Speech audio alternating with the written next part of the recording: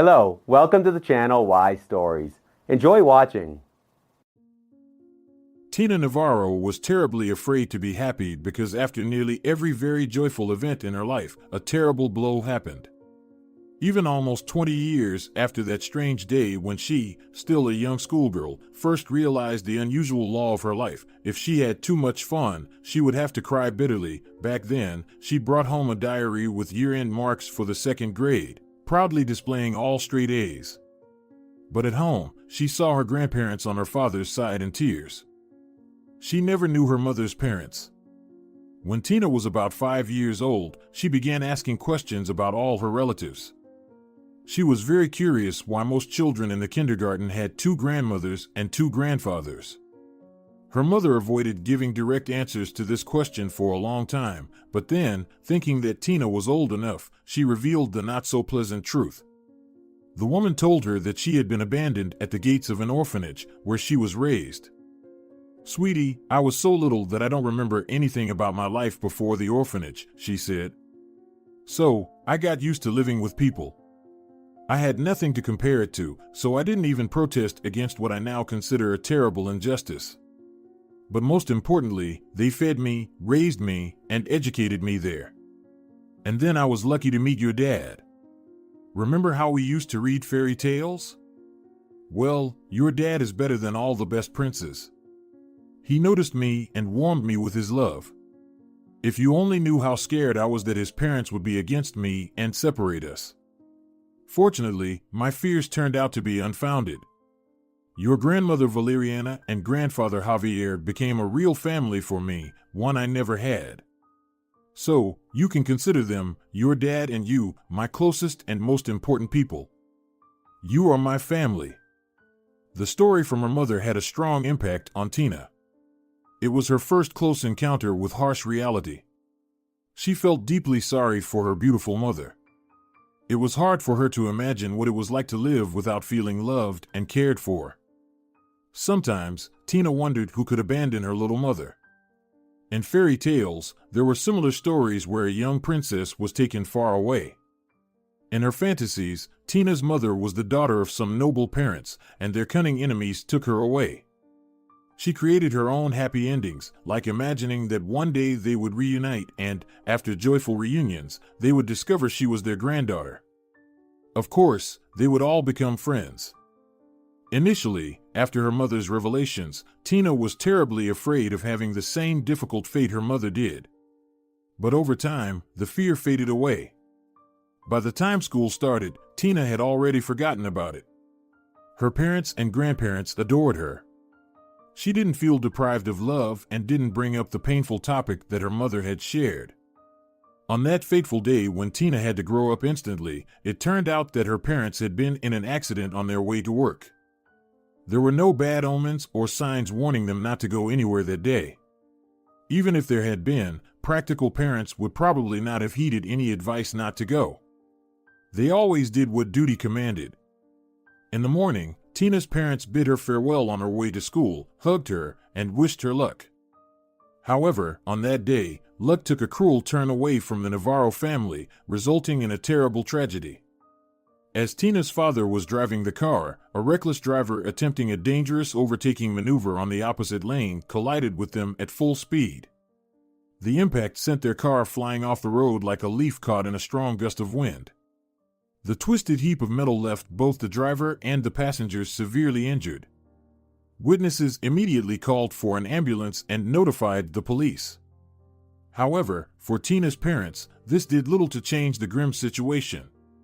While Tina was enjoying herself at a school year-end celebration organized by her teacher, her parents were writhing in pain inside the ambulance. The joy of excellent grades and the beginning of summer vacation quickly turned into a somber atmosphere. Almost simultaneously, after several weeks in the hospital, Tina's parents passed away. They didn't even regain consciousness briefly, and Tina was deeply saddened that she couldn't tell them how much she loved them. After the morning rituals, which Tina went through as if in a daze, she couldn't bear to be in the apartment. Every time she passed her parents' bedroom, she would have a breakdown.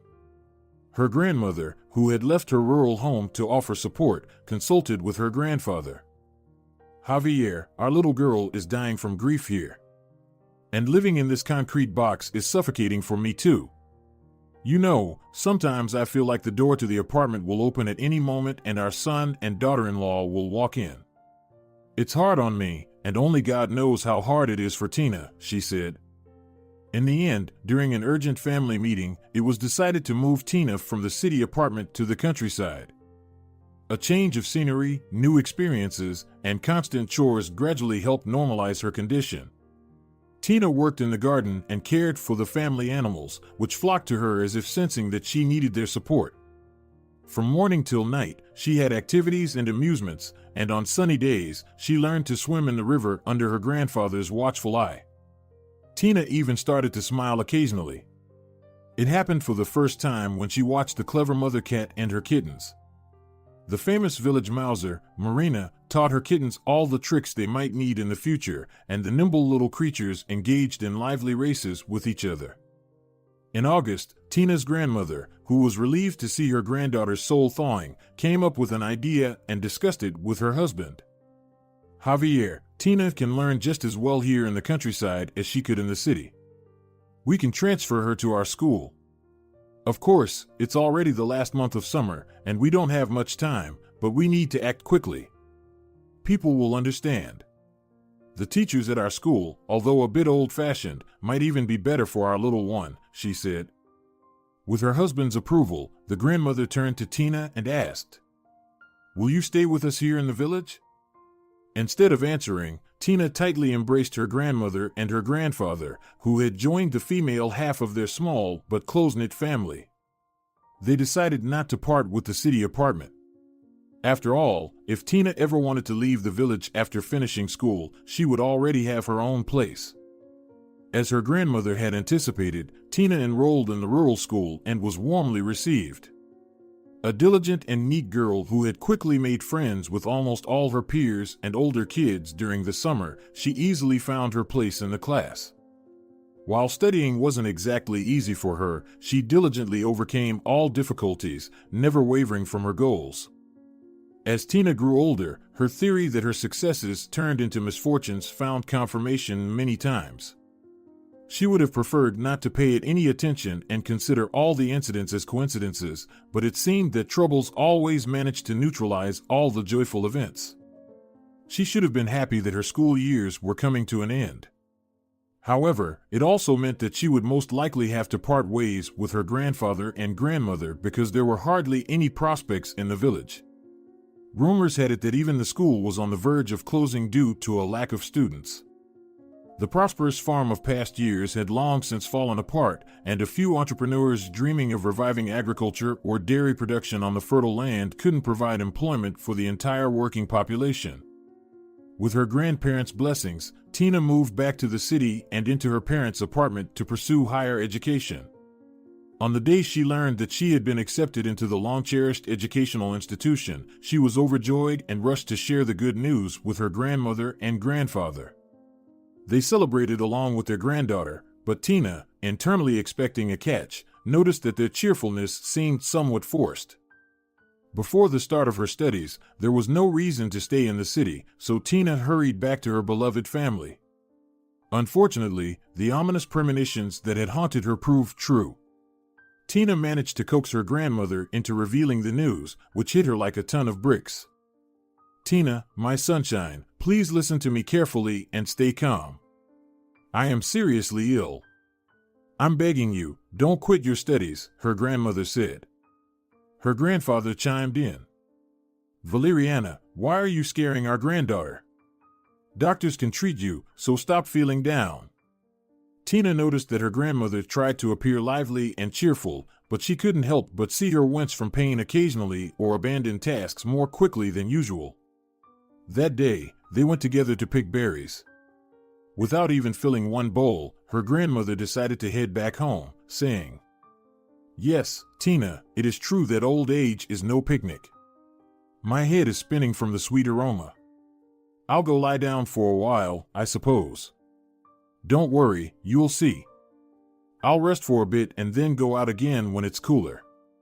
Look at all the raspberries that have ripened. We should make some jam, it's so good for you." And I'll bake some sweet treats for dinner." The elderly woman lovingly stroked her now-grown granddaughter's head. Tina, trying not to cry, smiled. She pretended not to notice how difficult it was for her grandmother and that her illness was limiting her vigor. The sunny day was just beginning to show its strength, and it seemed to dispel all worries with its warm rays. Despite all the cares and concerns, Tina's heart filled with delight. In that moment, she simply adored the whole world. Insects buzzed around her, and the delightful scent of berries awakened her appetite. Alternating between picking the berries into an old green enamel bowl and popping some into her mouth, the juicy raspberries melted on her tongue, and even the seeds couldn't dampen her enjoyment of the moment. The young woman felt someone's intense gaze on her and turned around. Her grandfather, who had evidently returned from the river, was watching her. In one hand, he was holding an old fishing rod, and in the other, a bucket. Tina stopped picking berries and hurried toward him, ready for their usual tight embrace. However, her grandfather didn't let her get too close and proudly displayed the contents of the bucket. "Look!" There was a small silvery fish swimming inside. Before Tina could discern who her grandfather had caught, the weather rapidly deteriorated. Within moments, dark clouds gathered and a drizzle began, soon replaced by gusts of strong, biting, cold wind. Yellowed leaves fell rapidly. The berries in her bowl, so fresh and enticing just a moment ago, quickly grew moldy before her eyes. In an instant, they turned into mush, carried away by another gust of wind. Tina looked at her grandfather in bewilderment. "Hey, what's going on here?" she asked. The elderly man frowned and sternly said, "Listen to me and don't waste time. Tina, you should go before it's too late. Please come back to the village as soon as you can." After uttering these words, her grandfather disintegrated into fine dust, just like the berries had a moment ago, carried away by yet another gust of wind. Tina screamed and woke up in tears. She would give anything to see her grandparents again, to hug them, and to have a meaningless chat about everything and nothing.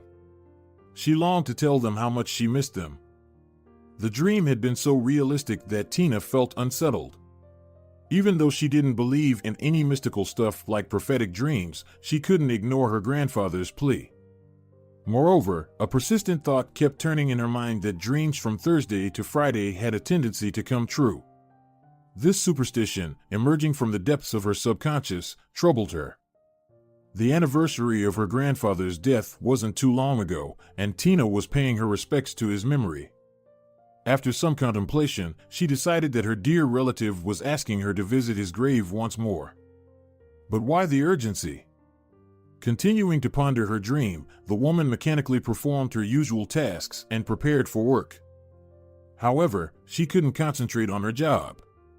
Typos and errors kept creeping into her project.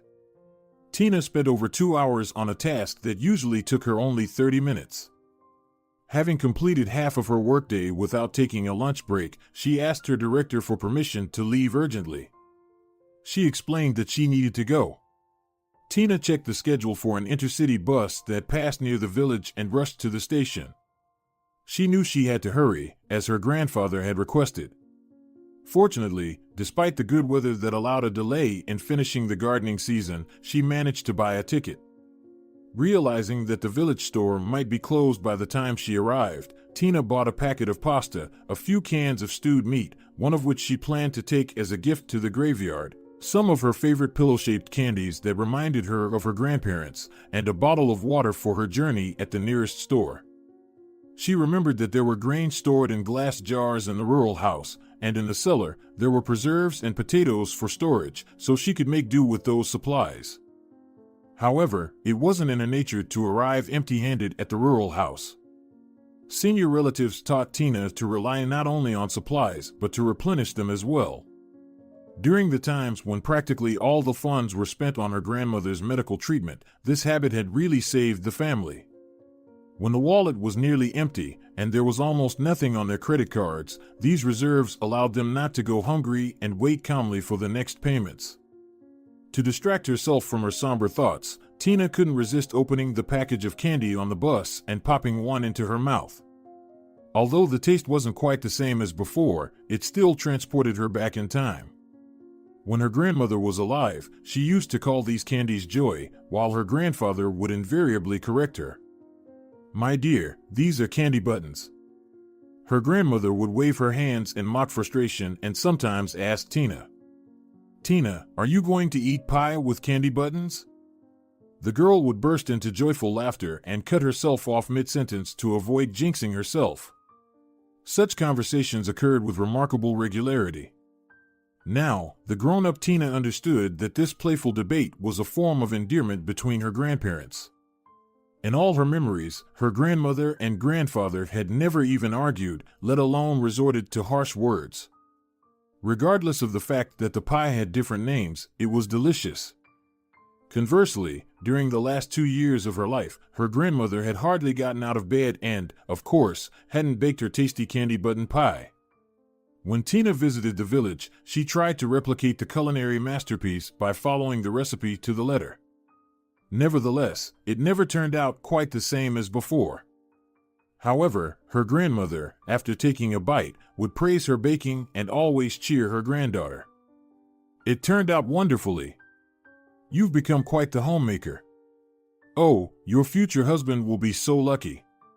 I wish I could attend your wedding and then peacefully depart to the other side." Tina always tried to change the subject when such conversations arose. Meanwhile, she couldn't help but think with longing about her elderly grandfather, who was already finding it challenging to care for his ailing wife and manage the household. She wished she could somehow simplify their lives. Gradually, modern appliances like a washing machine and a microwave appeared in the house, thanks to Tina's material support. She had switched to part-time studies, found a job at an architectural agency, and even taken out loans because most of her income was spent on medication. She tried to visit the village every week and could sometimes even tell with her eyes closed that she was approaching her hometown and it was time to take off the train. However, circumstances occasionally prevailed. For instance, there were times when she had to prepare an urgent project, or when Tina fell ill and was afraid of infecting her grandmother and grandfather. How many times had she tried to convince her elderly relatives to move to the city with her, but each time they refused. Her grandmother kept repeating the same thing. "No, dear. The home and the walls here help. The air here is not the same as in the city. You can see the greenery from the window. Javier takes me to the yard so often, sits me on the bench, and I enjoy my flowers. It seems like the pain subsides. And when the apples ripen, I pick them and inhale the fragrance. It feels like I'm being filled with energy. Why would I go from here to a brick box and eat plastic vegetables and fruits? No, Tina, thank you, but I won't go." Her grandfather supported her grandmother's opinion. "Tina, don't pressure us, as they say nowadays. We have grown roots here with valeriana.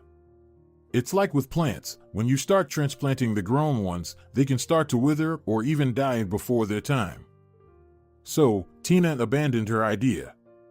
Her grandmother quietly passed away on her favorite bench, watching over her garden. She never got to meet her granddaughter's chosen one.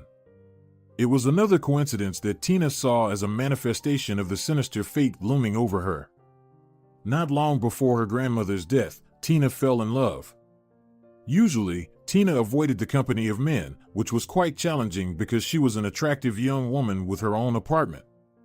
Her grandmother, during her lifetime, tirelessly warned her granddaughter that, due to her beauty and her apartment, she might become the target of fortune hunters. However, it wasn't just the advice of her beloved relative that deterred Tina. She was afraid that her personal happiness would turn into a new tragedy. When a pleasant and even quite well-off man showed interest in her, Tina tried not to fall in love.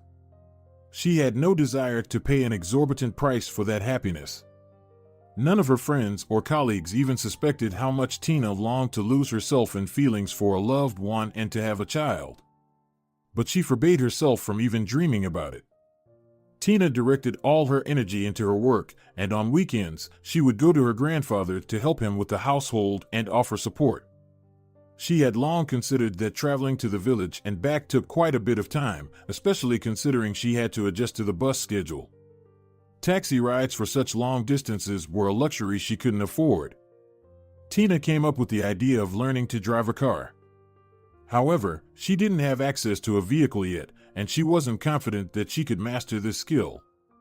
The childhood fear caused by her parents' fatal accident still haunted her. Tina was afraid that driving a car would remain an insurmountable challenge due to her inner block. Only Antonio, whom Tina considered one of the most incredible coincidences, had managed to partly dispel her doubts and introduce unexpected emotions into her life. He had appeared in her life so discreetly, even though Tina had no intentions of entering into a romantic relationship. It all started with a conversation with her colleagues when she expressed her desire to learn how to drive a car. She didn't hide her apprehensions about whether she could master the art of driving. One of her colleagues, who had once failed miserably at becoming a skilled driver, advised her to find a private driving instructor online. Tina, listen to someone with experience and learn from my mistakes. First, find someone online who doesn't require their students, they usually call learner students, to have their own car. Sign up for a trial lesson. Go and see how it goes. In my opinion, this is better than paying a lot of money up front at a driving school. Here's how it was for me. I paid and went for a few lessons. As long as we had theory, I could bear it. But when it came to practice, I realized it just wasn't for me. Out of sheer stubbornness, I managed to get my license after 3 attempts. But they're just lying around, gathering dust. I'm happy taking public transportation or a taxi. Honestly, I would have been better off buying myself a good pair of shoes for the amount I spent at the driving school. Her colleague's words struck a chord with Tina. She also had significant doubts about her ability to handle a car skillfully. So, after browsing through ads, she called several private driving instructors. Most of them turned her down upon learning that she didn't have a car. But a man named Antonio agreed to help. "Miss, it's not very convenient, but let's give it a try. I'm busy this week, but if you'd like, come over in the evening to the turn near the wholesale market on the weekend. I'll take you to the driving range, and we'll see how things go." After discussing all the details of their upcoming meeting, they bid each other farewell. Tina was a bit nervous, but she figured there was no harm since most of the reviews about his services were quite positive. During their meeting, she was quite anxious. Antonio made a favorable impression. He was slender, had a pleasant voice and beautiful eyes, and possessed a strong charm. When the instructor accidentally touched her hand while showing her how to shift gears, Tina experienced strange sensations. She felt that he could perfectly sense her embarrassment and the blush that was spreading across her cheeks, which distracted her from focusing on driving. With almost 15 minutes left until the end of the hour-long lesson, Tina pleaded, "Antonio, I'm sorry, but let's end this foolish endeavor. Today, I've come to a clear understanding that driving is just not for me. I'll pay you for the whole lesson." The man smiled and tried to console his disappointed student. "No need. Not everyone gets it right from the beginning. And from my experience, if everything goes perfectly from the start, it's even worse. The student starts getting arrogant, listens less carefully, and thinks they've got all the details down. But the road doesn't forgive complacency and carelessness. So, think it over, and if you decide to give it another shot, give me a call." Tina nodded and asked, "If it's possible, could you drop me off at the bus stop, please?" However, the instructor made a counteroffer. "I don't mind going to the city anyway. How about I drop you off at home? Besides, I owe you some change for the unfinished lesson." Tina, exhausted from the intricacies of driving, agreed. During the ride, for some reason, she started talking to Antonio and shared with him the reason that had prompted her to learn how to drive a car. He listened without interruption, and when they parted ways, he refused to take any money from her but asked for permission to invite her on a date. "You know, I enjoy spending time with you so much that I probably owe you for your pleasant company." Their relationship began on the date when Antonio took Tina to watch a car race. Tina tried not to admit it to herself, but she had fallen in love. Antonio became the only guy she introduced to her grandfather. This also happened almost by chance. Tina warned Antonio that they wouldn't be able to meet the following week. "I'm going to the village for a week. I managed to get some time off during the weekend. I need to help my grandfather with the harvest. He's trying to manage, but I understand that it's tough for him." To her surprise, Antonio reacted unexpectedly. "Well, I don't have any plans right now. I can cover for myself at work. I'll take you there and provide some extra muscle. We'll get things done faster, and there will be more time for relaxation. I really don't want to part with my beloved girl. Besides, having an extra pair of strong hands will definitely be useful." Blushing with embarrassment, Tina agreed. She was worried that her grandfather might not like Antonio, but their introduction went quite smoothly. The young man didn't handle the shovel very skillfully and often cut potatoes in a way that got him reassigned from that task. However, his help in carrying the potatoes for drying and sorting proved to be invaluable. Seizing the moment when Antonio was busy with the car, her grandfather, embracing his granddaughter, delivered his verdict. "Well, this Antonio seems quite positive from all sides. He doesn't shy away from work. It's clear to me that he's genuinely interested in you. But I wouldn't advise you to rush into things. You mentioned that you've only been close for a few months. So, take a closer look. It's a shame that your grandmother didn't live to see this. She had a knack for reading people like a book and would have known exactly who Antonio truly is. Valeriana would have told you whether it's worth continuing the relationship or better to part ways and forget it like a bad dream." However, Tina's heart and mind were filled only with Antonio's positive qualities. She didn't wait for him to propose, she practically did it herself. One day, when Antonio complained that he would have to move because the apartment owner decided to have his adult daughter live there, Tina spontaneously invited him over. "Listen, maybe you can come live with me? I think it would be more convenient. You need a break from your flights. It's quiet here. Plus, we'll get to see each other more often. Lately, it feels like we can never meet. You're on a flight, I'm on a business trip, or I'm with my grandfather." Antonio was delighted and thanked her warmly. "You know, you're saving me." Tina considered herself a married woman.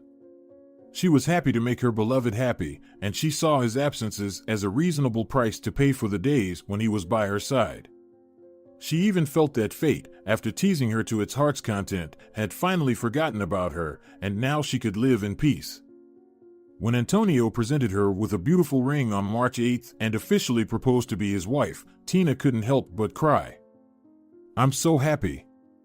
But, if you don't mind, let's not have any extravagant celebrations." Antonio shrugged, agreeing with his beloved. "The most important thing to me is being with you. The rest is up to you." The couple took their time choosing a date and decided to get married in mid-August. They planned to spend their honeymoon in the village. Tina was touched by Antonio's respect for her beloved grandfather. She was pleased that he was understanding of her trips to the countryside and even offered his help when possible. Of course, Tina invited her beloved grandfather to the celebration, and, trying not to frighten her happiness, she began preparing for her wedding with the man she loved.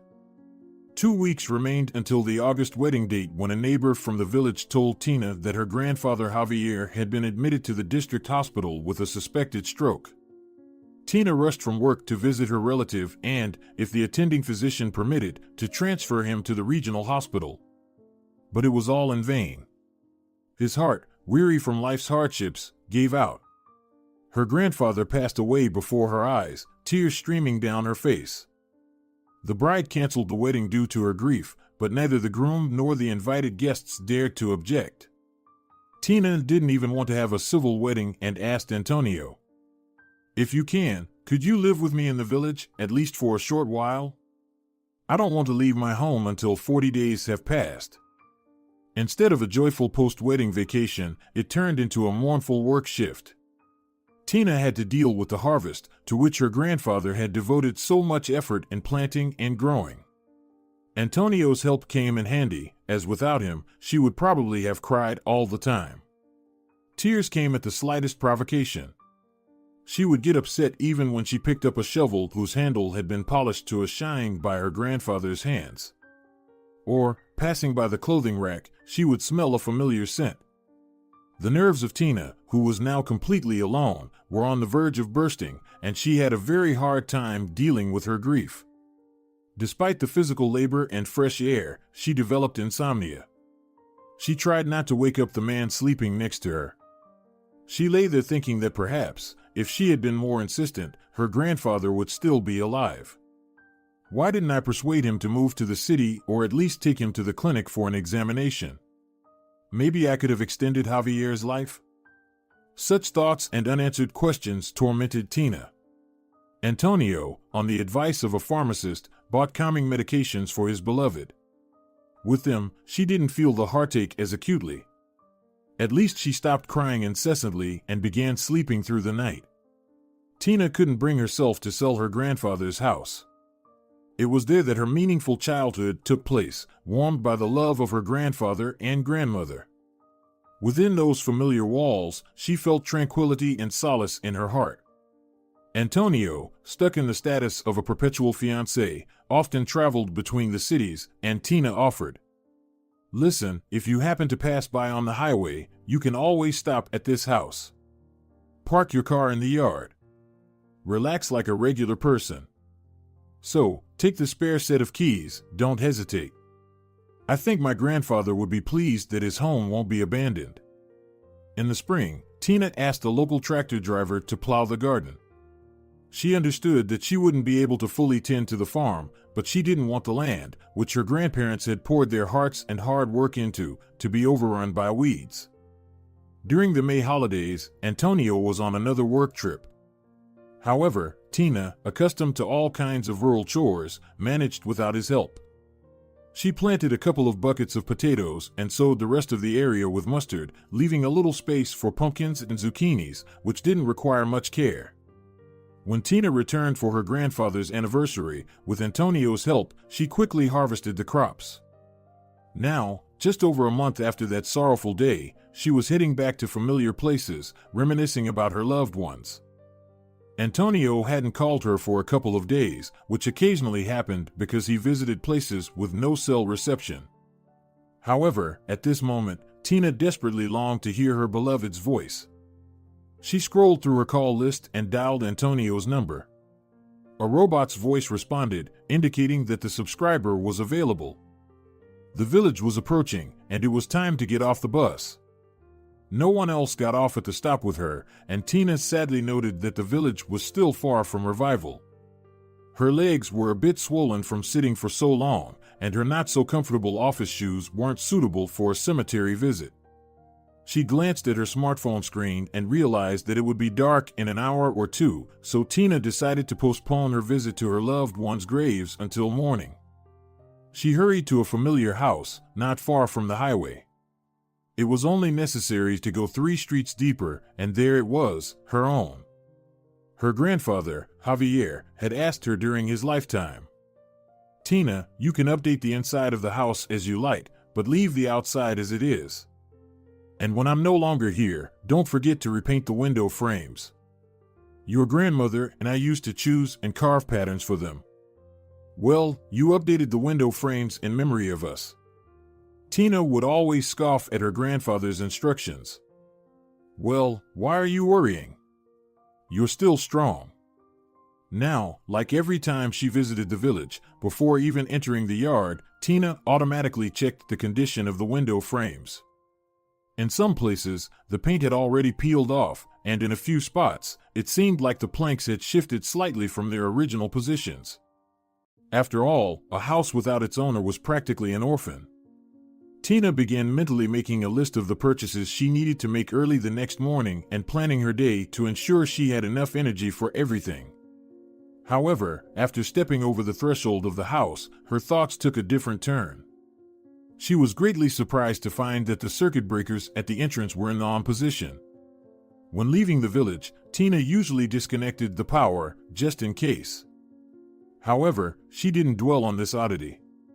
Her preparations for departure the last time were chaotic, and she could easily have skipped her usual routine.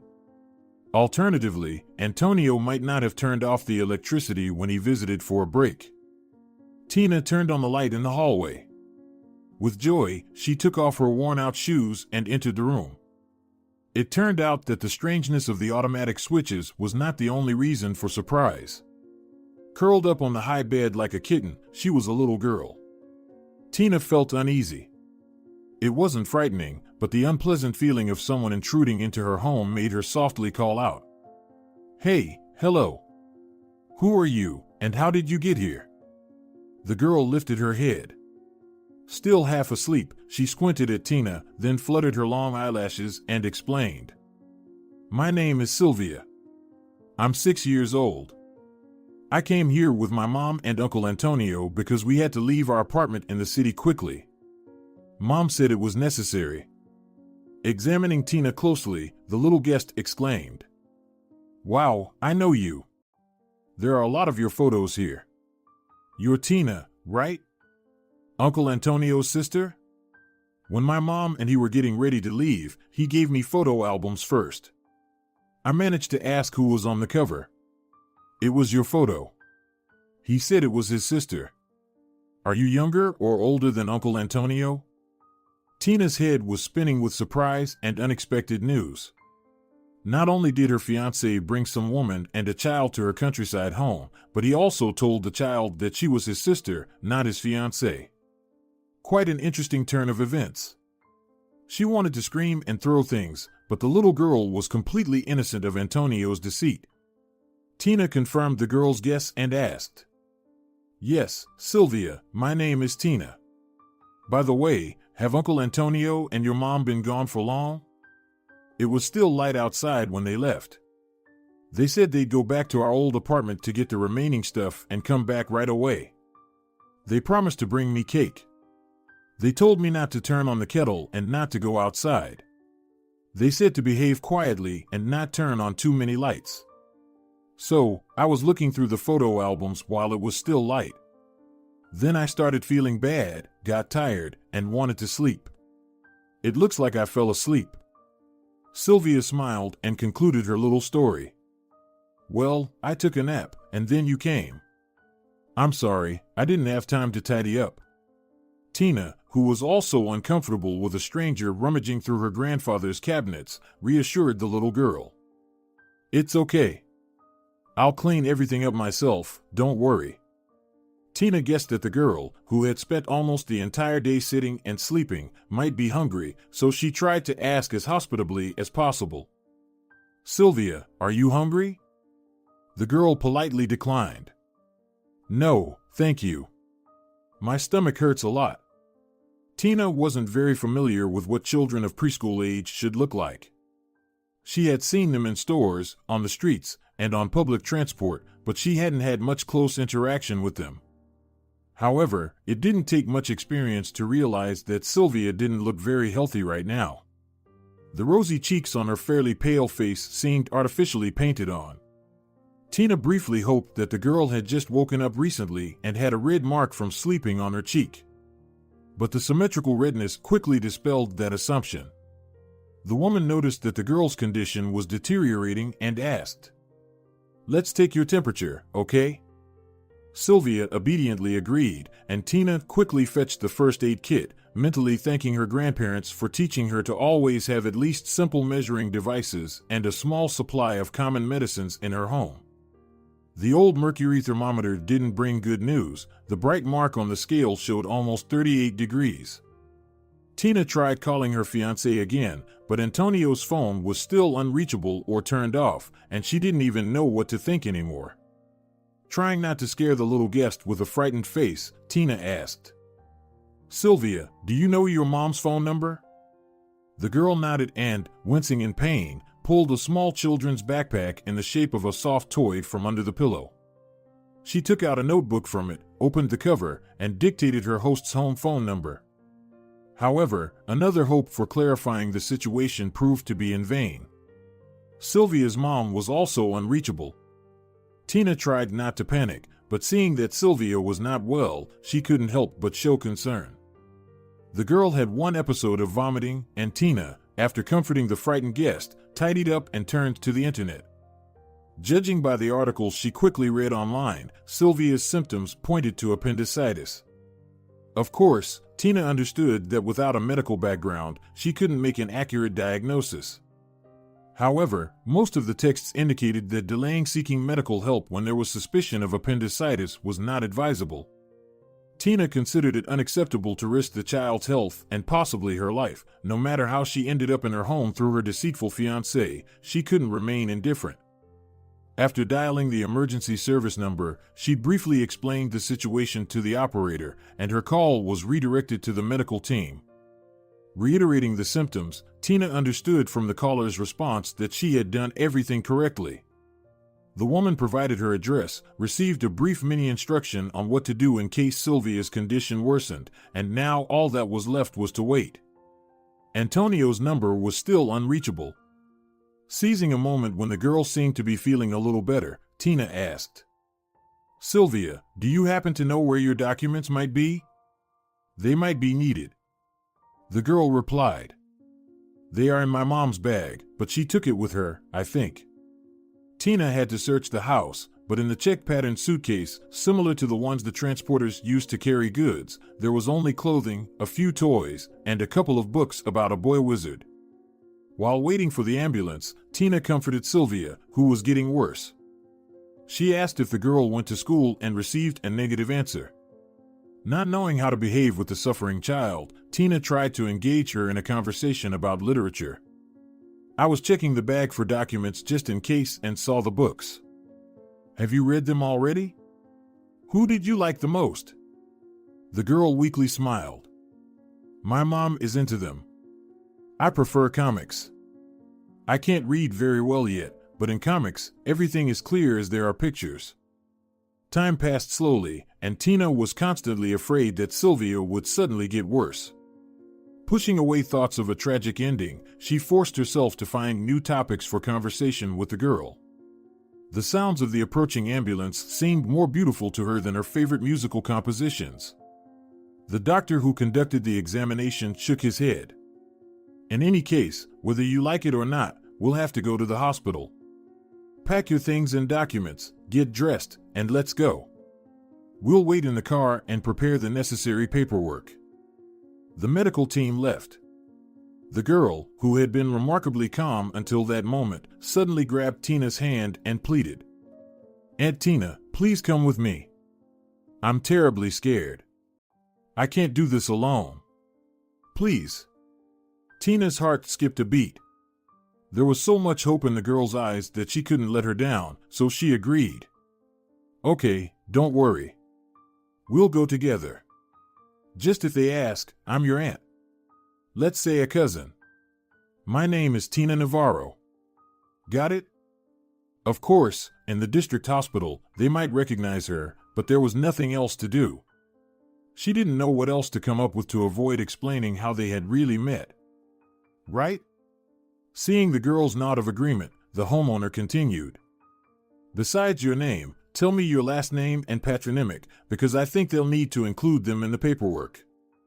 Sylvia, solidly, as if momentarily forgetting the pain, replied, "Santos Sylvia." Tina became more suspicious when she heard the surname, coinciding with her fiancé's, but she couldn't dwell on solving riddles right now. She quickly wrote a short note to Antonio, explaining the situation and asking him to call as soon as he could. Then she got into the ambulance with the girl. The reception area of the district hospital remained just as Tina remembered it. The light yellow color of the walls was probably intended to instill optimism in visitors, but it brought back the most unpleasant memories for her. Fortunately, she found her passport in her bag, and thanks to the girl's pre-learned information, the paperwork in the reception area went smoothly. Tina's heart was pounding, but she was more concerned about Sylvia's health than being labeled a liar. The surgeon confirmed the diagnosis that Tina had suspected, and they began preparing the girl for emergency surgery. After filling out another batch of paperwork, Tina felt emotionally drained.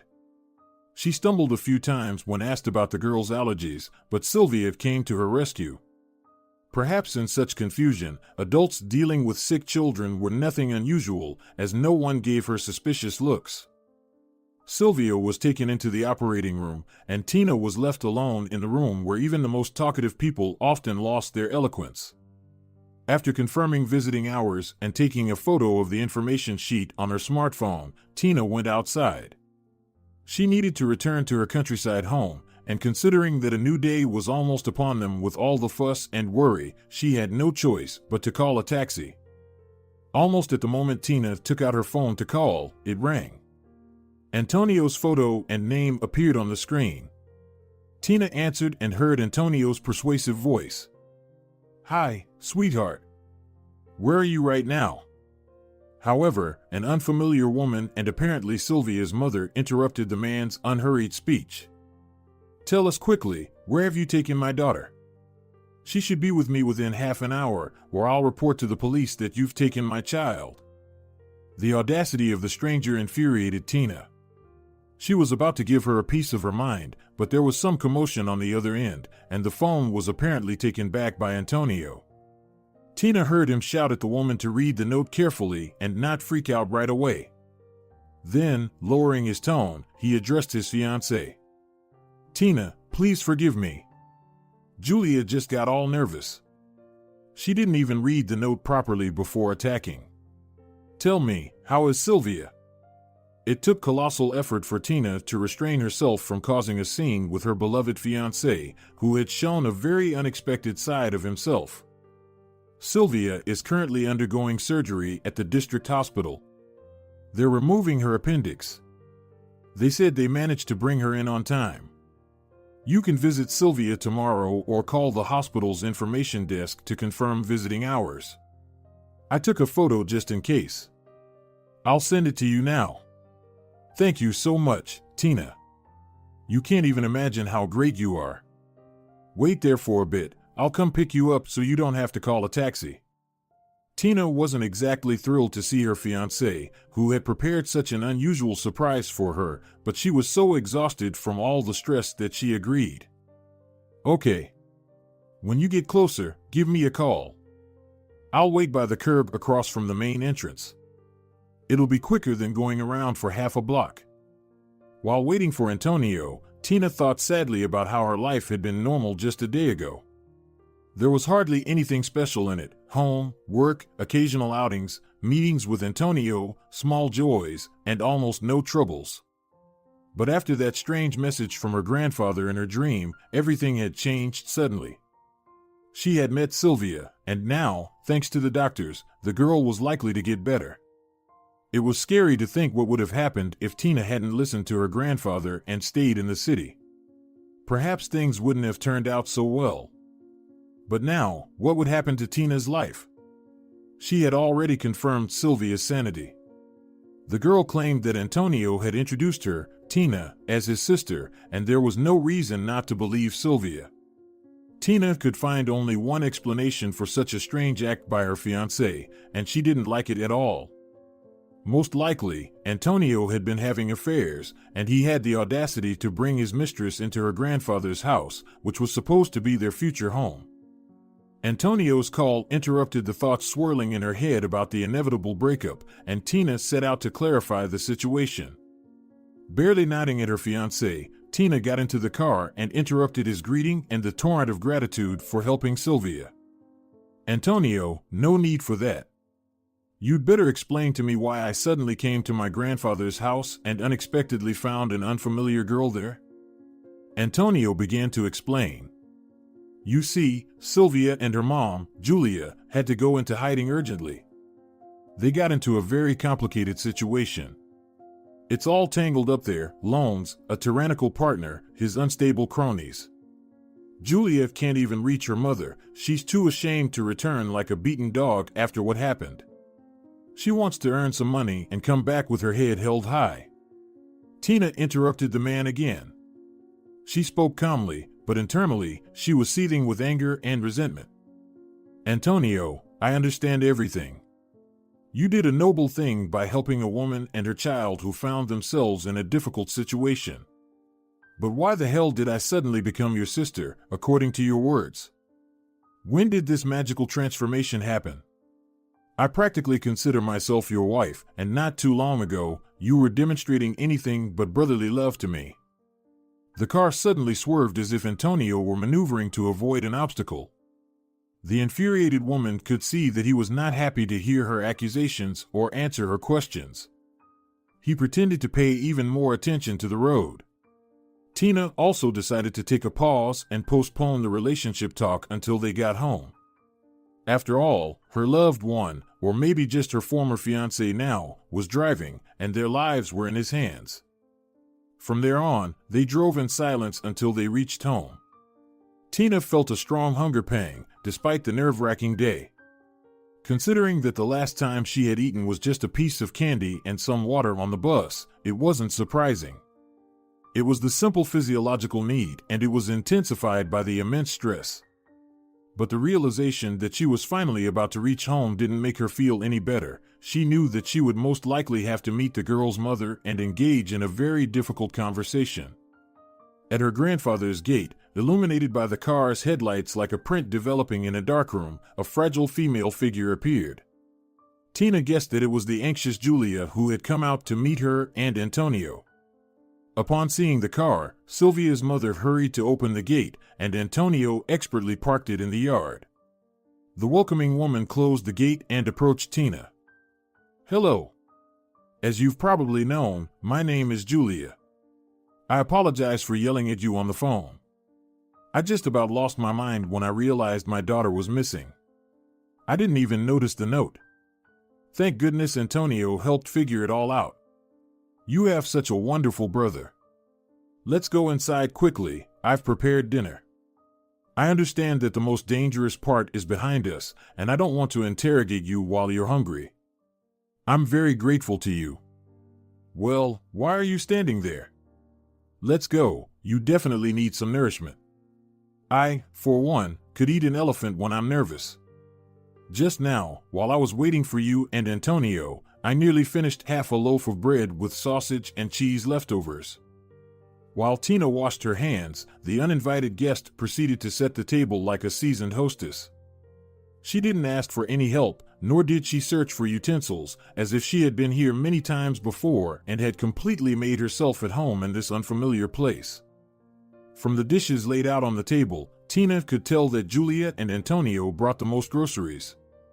Thinly sliced smoked sausage filled the room with an enticing aroma that made her hungry stomach tighten. Several types of cheese were neatly arranged on a separate plate. There was a dish in the center of the table, judging by the smell, generously seasoned with dried dill, and it sat in a pot, carefully covered with several layers of terrycloth towels. The refrigerator hummed quietly. So, she turned it on to put some more groceries in and keep them fresh, Tina thought, as if Julia had read her mind. Julia explained. We bought a cake for Sylvia, just as she asked. We also got some meat and a chicken. It's as if my heart knew what to get. We'll probably be able to bring some broth for Sylvia as well. I'll call the hospital tomorrow morning and check. Oh, thank you again. I don't even want to think about what could have happened if you hadn't come in time. The busy guest didn't stop talking, and a wave of frustration rose within Tina. Julia clearly had no doubts about her household skills, and everything else about the woman seemed to be in perfect order. With her attractive features, she reminded Tina of someone, but she couldn't quite recall who. Probably some actresses. It was no wonder that Antonio had suddenly turned his attention to her, forgetting about his fiancée, who had been abruptly renamed as his sister. The final straw for Tina's emotions was when she saw that the favorite bowl of her grandfather was filled with mushrooms that they themselves had pickled some time ago. This small detail hit the real homeowner deep in the soul. So, while she was at the hospital with the girl, this Julia had already been down to the cellar. The feeling of revulsion at this woman's intrusion into her grandfather's house was so strong that Tina forgot about her intention to have a civilized conversation. She sharply began to reprimand the guest, who had assumed the role of mistress of the house. And how do you explain all of this? You've been poking around all over the house? Have you found everything you were interested in, or are there still some corners you haven't looked into? Julia remained silent, not understanding what was happening, while Tina grew increasingly agitated. I want to ask you who allowed you to take charge here." The woman was about to answer when Antonio entered the room. Apparently, he had overheard part of the conversation between the two women. He tried to calm his fiancée down, pleading with the homeowner. "Tina, please calm down." He bypassed his fiancée and stood next to the stunned Julia.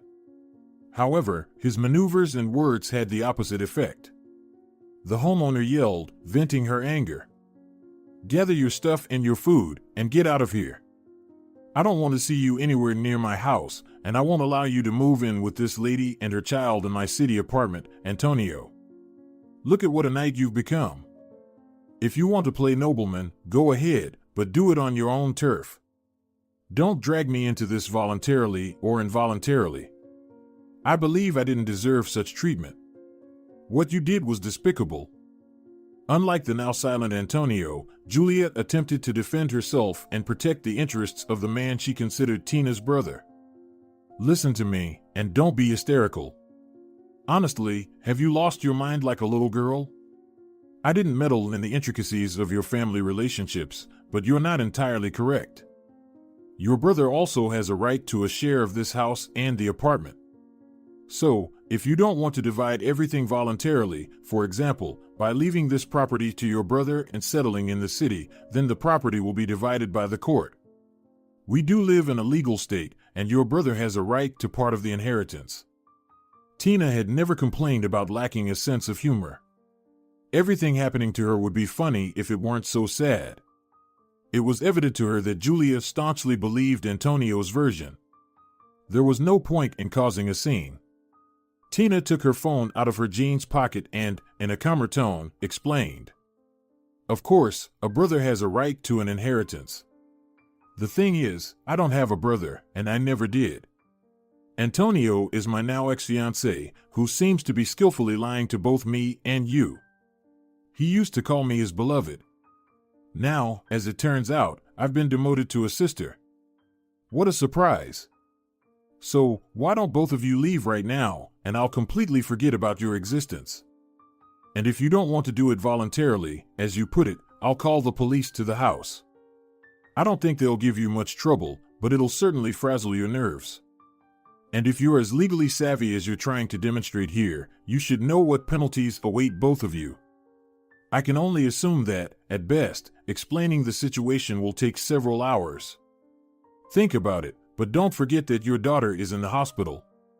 Can you imagine how worried she'll be if her mother doesn't show up?"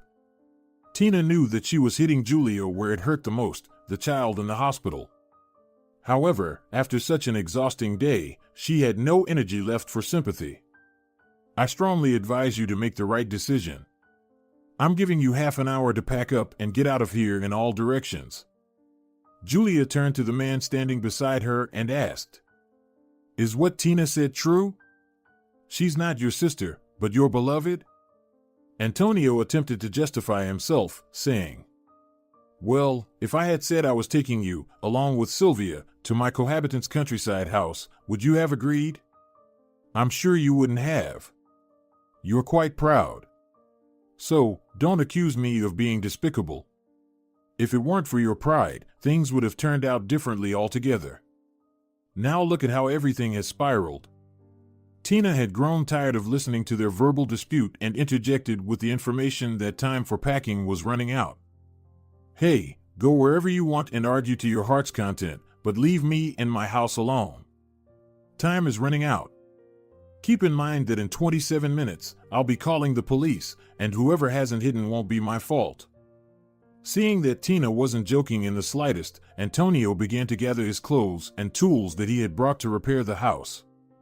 He tried to say something to Tina about how he had done repairs with his own money, but Julia interrupted his grievances. "Antonio, where's your conscience?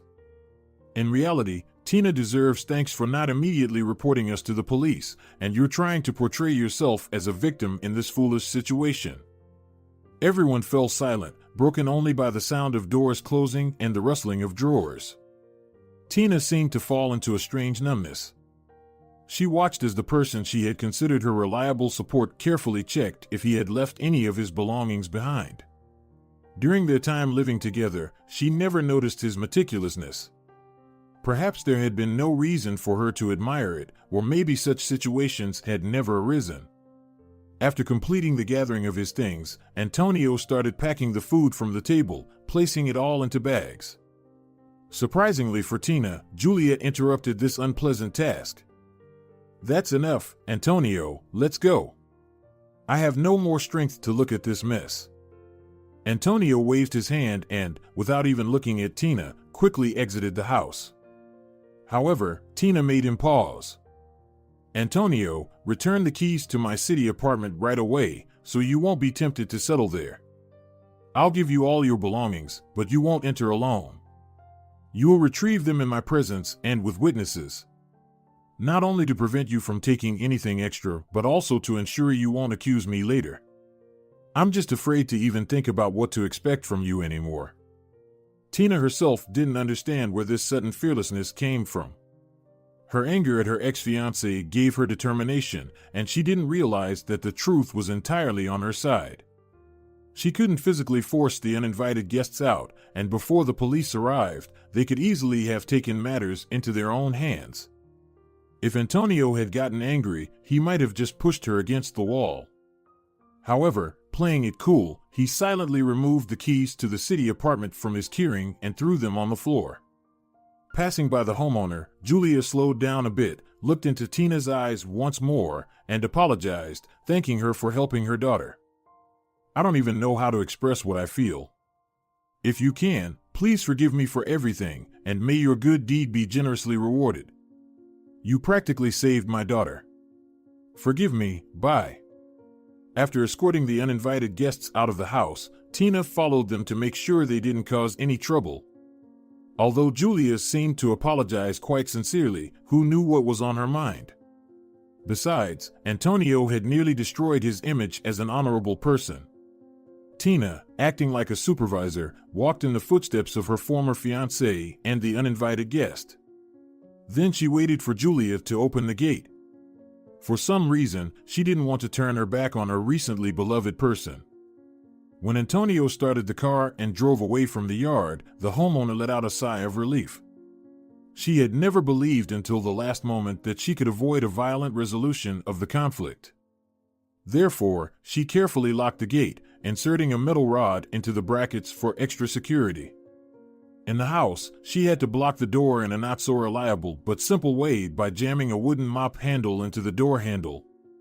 Her grandmother had always called it lazy. On the bed where Sylvia had writhed in pain not long ago, family photo albums still lay. Although Tina was nearly starving, she found it disgusting to eat what Julia had prepared.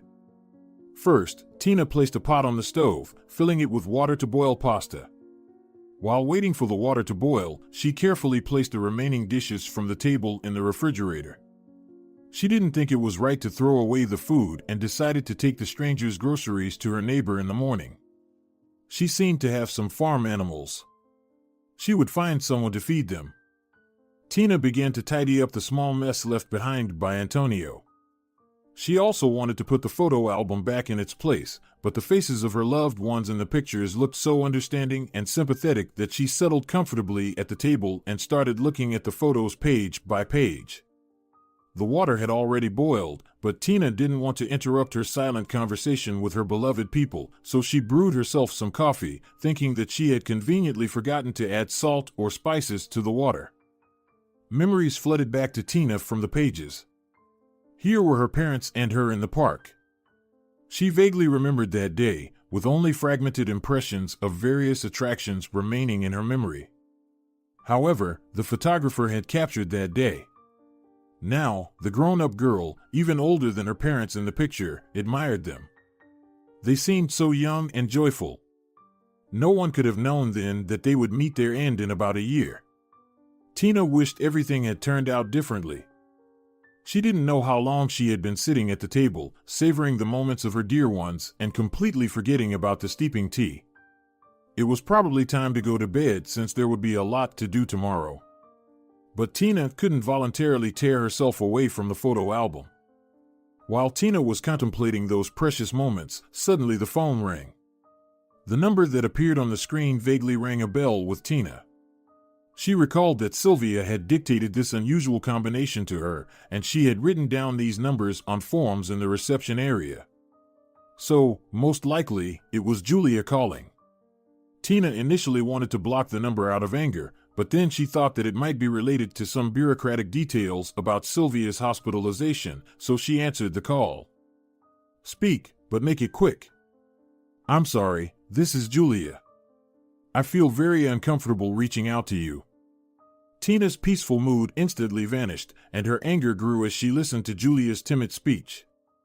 She didn't make any effort to be polite to Julia. "What else do you want from me?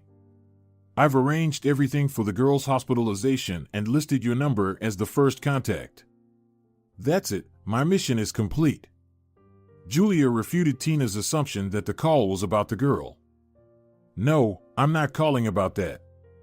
Tina was close to boiling point, but spoke in a cold and sarcastic tone.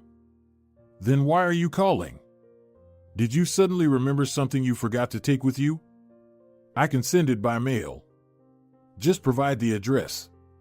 I don't need anything from you."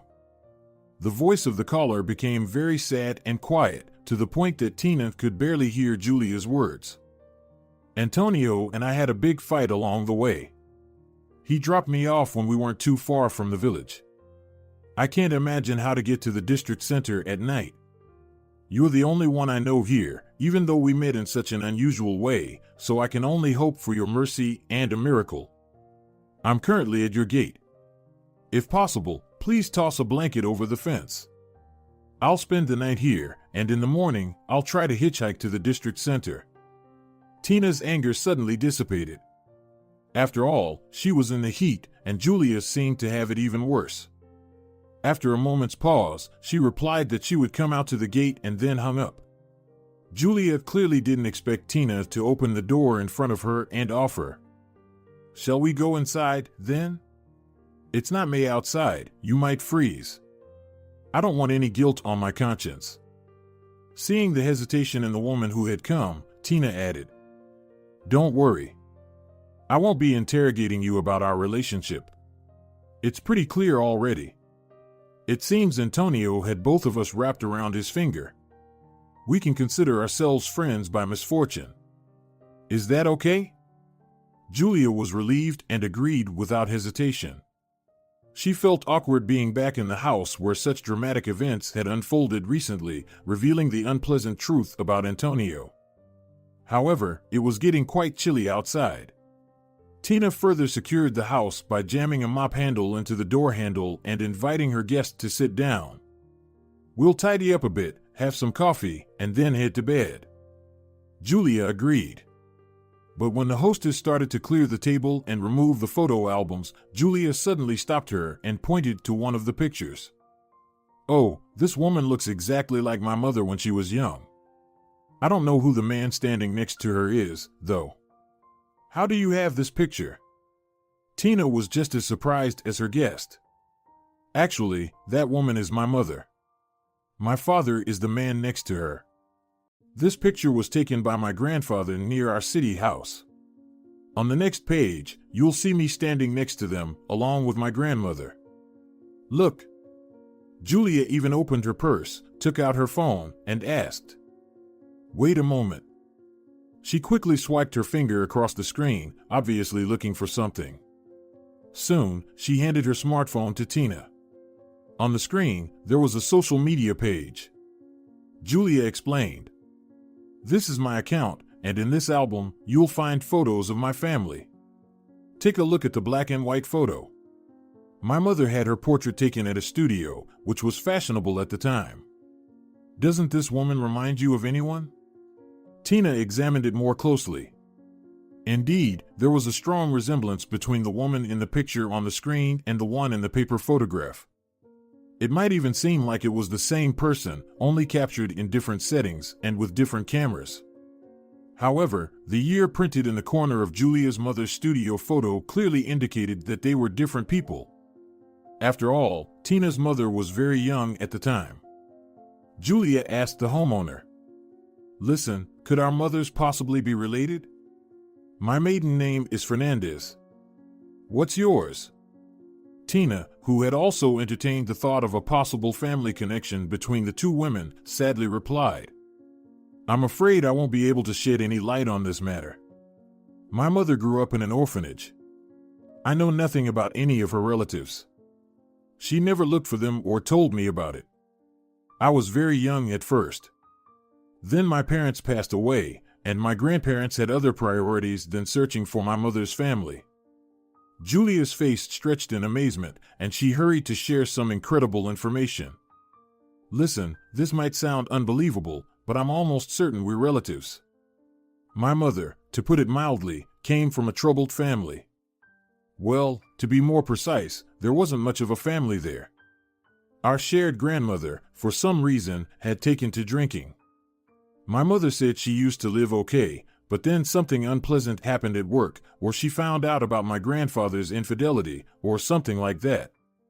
Anyway, things went downhill. She got divorced and left her job voluntarily. She made a living by sewing at home. She was quite beautiful, which is why she always had plenty of suitors.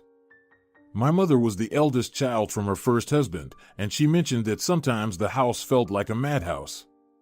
To cut it short, this woman gradually spiraled downward, forgetting all decency. She periodically had children with her admirers. Grandma would either leave the girls at the maternity hospital right away or send them to an orphanage later. With the boys, she usually kept them and raised them herself. It seemed like she thought they'd be more useful to her, or maybe she hoped they'd inherit something from their fathers. But none of the biological fathers showed any desire to take on the responsibilities of supporting a growing brood. However, from what my mother told me, most of the time, the burden of taking care of the children fell on her. She didn't provide me with too many details. Just the basics. It was too painful to remember the details of an almost impoverished and half-starved childhood. At the age of 16, my mother wanted to run away, but by that time, she already had 3 younger brothers. So, this nightmare continued until she turned 18, and then Grandma just froze to death on her way home from another drinking spree. I can't even imagine how my mother endured it and didn't break down.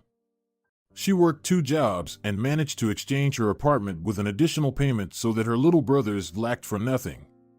Now there. Respected people. You can't say they had an easy childhood after going through all that. Tina had almost no doubts left. Julia was undoubtedly her cousin. There were just too many resemblances in appearance and minor details. Everything pointed to the fact that, at some point, her mother had been one of the girls whom their common grandmother hadn't wanted to raise. This revelation gave Tina a chance to finally find close blood relatives. For the first time on this emotionally challenging day, she was ready to be genuinely happy. These are fantastic news. I always dreamed of having more family. However, judging by Julia's sudden silence, Tina understood that the most challenging part of their family history was yet to come. She wasn't wrong. The guest, who seemed to be her cousin, continued. Unfortunately, my tough childhood made my mother incredibly strict with me. No, she never physically abused me, but I would cringe in fear at the sound of her threatening whisper. Anyway, I got used to living in fear, and my mother didn't expect me to defy her, especially not by falling in love.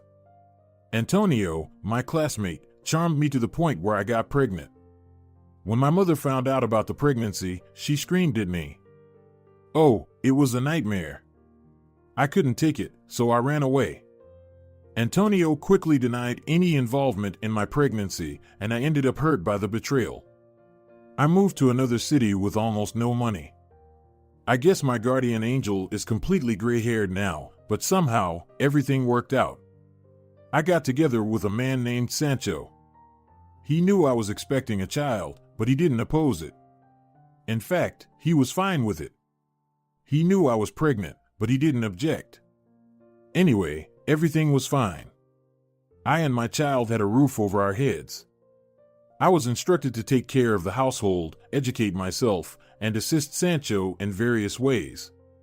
He didn't hold back, paying for everything we needed and more. But as Sylvia grew older, I noticed more and more how this man was breaking her spirit. My partner turned out to be even more controlling than my mother. Then, 2 months ago, I bumped into Antonio on the street. My first love, my daughter's father, the traitor, many words fit him, but suddenly, I realized that he was the only one who could save Sylvia and me. I asked him to take us somewhere far away while Sancho traveled abroad to clear his head, as he put it. Antonio promised to think about it. And yesterday, he spontaneously showed up and said he would take us to his childhood village. That's how we ended up here. Juliet and Tina talked until almost dawn, sharing the details of their biographies. It turned out they liked the same books. They both had a passion for architecture and design. There were so many coincidences that the women no longer doubted their relationship. They didn't sleep much that night, but they didn't mind. In the morning, after breakfast, Julia went to the hospital to see her daughter. Tina, on the other hand, hurried to the cemetery to pay her respects to her grandfather and thank him for calling her to the countryside home in her dream, which had opened her eyes to the true nature of Antonio. Tina tidied up the graves of her relatives and even managed to fix the headstones when Julia returned from the district center. "Hello, Tina, Sylvia sends her regards. She's getting better. The attending doctor said she'll be discharged next week," Julia shared at the lunch table. Tina was genuinely relieved. She had been worried about the girl. During the meal, the hostess turned to Julia. "You know, don't rush to refuse, but I think it's time for you to reconcile with your mother. Of course, it's not really my business, but you do understand she wasn't strict with you out of malice. You can't even imagine how much I'd love to hug my mother right now. And you voluntarily gave up that opportunity because your pregnancy wasn't met with enthusiasm. Besides, I'm dying to meet my aunt." Julia smiled. "You know, I was actually thinking about suggesting the same thing. Once Sylvia recovers, we'll all go visit my mother. I can just imagine her surprise." Tina had to return to the city, but she arranged to call her cousin daily. "You stay here in the house. It's not too far to the district center from here, and there's plenty of food. See you soon." On the next weekend, Juliet and Sylvia, along with Tina, found themselves as guests in the presence of a majestic woman they never knew before but now recognized as their grandmother. When everyone calmed down and wiped away their tears, it was Tina's turn. "Eleonora, you don't know me, but I'm your niece. Julia and I received the test results, and there's no doubt about it. We're cousins." The woman looked emotionally at her relative, whom she had never even suspected existed. Tina told her story, and her aunt was deeply moved. "Sometimes I dreamt of girls who were briefly with us, and then they disappeared. But all attempts to find anyone were unsuccessful." The women drank coffee and believed that new happy chapters would begin in their destinies. Antonio tried to regain Tina's favor but was rejected. Julia, who had moved in with her mother and daughter, also declined his advances. The cousins often met. On New Year's Eve, while strolling through the festive square, they met some pleasant men. Eleonora approved of the admirers of her beloved daughter and niece, and later that summer, there was a joyous double wedding. Tina, who had always been wary of fate's tricks, was finally proved wrong in her gloomy premonitions. Ever since she met Juliet and Eleonora, joy in her life has no longer been accompanied by misfortune. If you're enjoying it as well, leave a like and subscribe.